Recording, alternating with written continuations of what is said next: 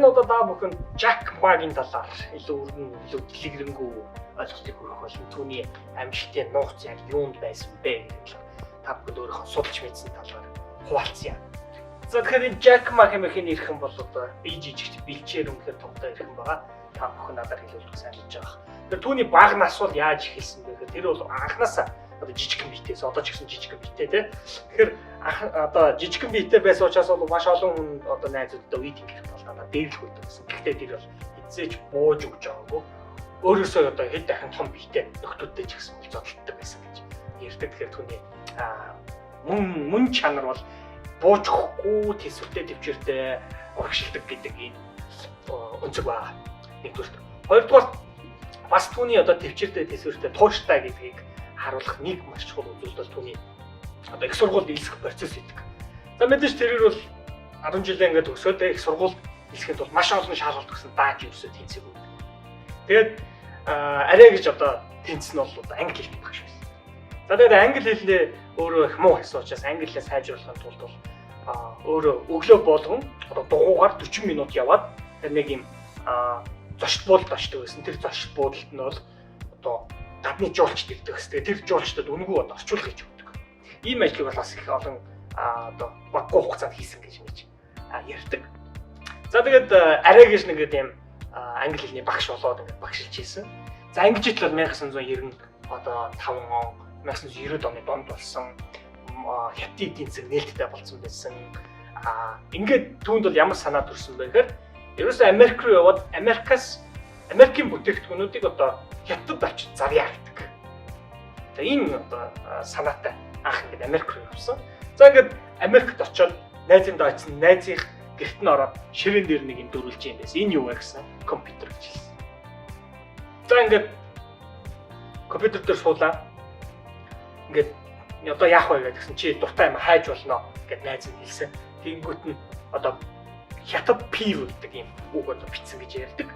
Тэгээ хятад P гэж үгийг ингээд одоо интернетийн орчинд бичээд браузер дээр бичээд ингээд хайхад бол нэг ч сонголт гарч ирээгүй гэж одоо өөрөө л ярьдаг. Тэгээ энэ үед бол Jack Ma юу ойлгосон бэ гэхээр хятадд энэ үйлдвэрлэж байгаа энэ олон бүтээгдэхүүн тийм энэ бүх юмнуудыг энэ интернет, энэ компьютер гэдэг юмаг ашиглаад дэлхийн нийтээр зарж болох юм байна гэдэг.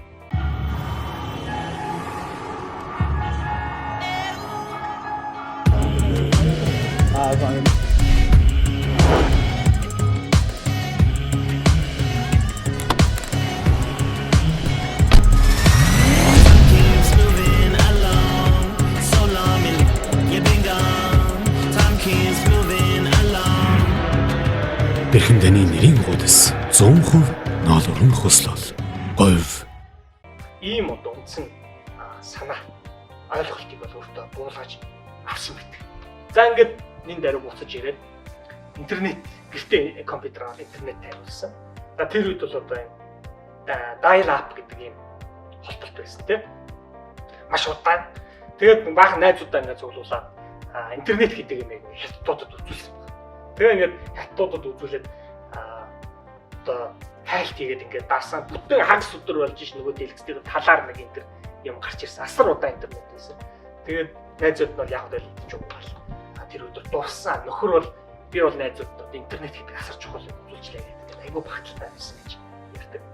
За ингээд нөхөр бол тухайд компани байгуулах санаа төрсөн. За тэгээд Yellow Page гэж тухайд одоо 1995-96 оны байгуулсан харамсалтай нийгэм бол дампуурсан байдаг. За ингээд үүний дараа бол 1999 онд интернетэд бичлэг байгаа та бүхэн олоод үзээрэй. Alibaba-г байгуулж байгаа талаарх өөрийнх нь яриа бичлэг үлдсэн баг. Тэрийг олж үзээрэй. Тэрэн дээр бол одоо би ингээ Alibaba байгуул бүгдээрээ одоо хятадын компаниудад өрсөлдөх, Америкийн компаниудад өрсөлдөнө. Яг уу одоо ингээд ирчээ авч ин яг уу унана. Тэгэхээр үүний дараа бол одоо Alibaba гарч ирнэ. Гэх мэтлээ ингээд төсөөлөл ингээ яриа төлөвлөгөө ингээд ярьж байгаа нэг ийм бичлэг байна. Тэгэд би тэр бичлэгийг үзээд нэг зүйл боддог. Тэр бичлэг дээр нэлээд хэдэн ийм одоо хүмүүс гардаг. Найзууд нь юм шиг байгаа юм. Тэгээд тэр хүмүүсээс өнөөдөр яг Alibaba-гийн хувьцаа эзэмшдэг. Өнөөдрийг хүртэл явсан одоо хэдэн хүн байдаг болоо хэдэн хүн нь одоо Жак Мад итгээд өнөөдөр ихт хамт явсан болоо гэж боддог. За өнөөдөр Жак Ма бол одоо дэлхийн тэргүүн баячуудын нэг болсон байна. Хятадын бүр одоо тэргүүн баячуудын тэргүүн игнэнд орцсон явж байна.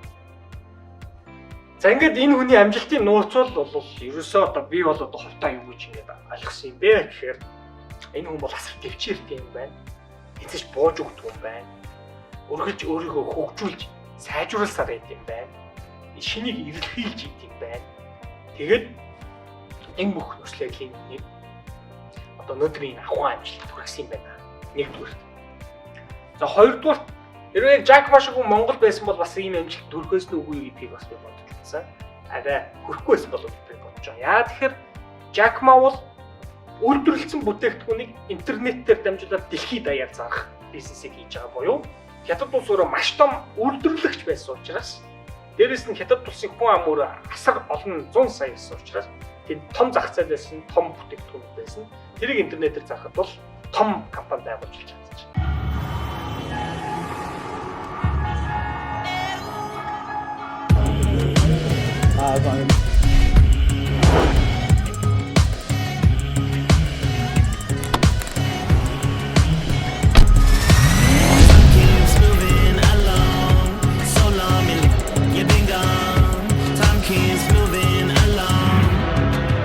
Бэрхэн даны нэрийн гудас 100% ноолорн хөслөл. Говь. Тэгвэл Монголд яг Жак Ма шиг хүн байгаад энэ бизнесийг хийсэн бол Жак Ма шиг том болохгүй хаас. Тэгэхээр эндээс би бол юу гэж хэлэх гээд юм гэхээр нөхцөл байдлаа зөв үнэлээд энэ дээр зөв хөтлсөн гэд учраас Жак Ма өнөөдөр бол амжилт хүрчээ. Дээрэс нь цаг үе гэж маш чухал зүйл байна. Юу гэхээр яг Жак Магийн тэр 95 оноос хойш тэр цаг үеүүдэд бол Хятад улс өөрөө дэлхийд интеграц хийж эдийн засгаа нээгдсэн байсан. Яг ингээд эрчимжиж ийсэн одоо тийм үг. Тэгэхээр бол бас тэр цаг үе нь өөрөө зөв таарч тохирсон учраас Жак Ма бас боломжийг нээж өгсөн байна гэж. Ингэж харж байгаа маа. За тэгээд Жак Магийн хэлсэн алдартай үг гэдэг чи хүртэх ёстой бол хүртсэн гэж. Энэ бол юу гэсэн үг вэ гэхээр чи ирээ залхууруулах юм бол тэгэл яг тэрнийхээ үр дүнгээр хүртэн чи ингээд хөдөлмөрлөх юм болж яг үнэхээр гахалтай амжилтанд хүрнэ.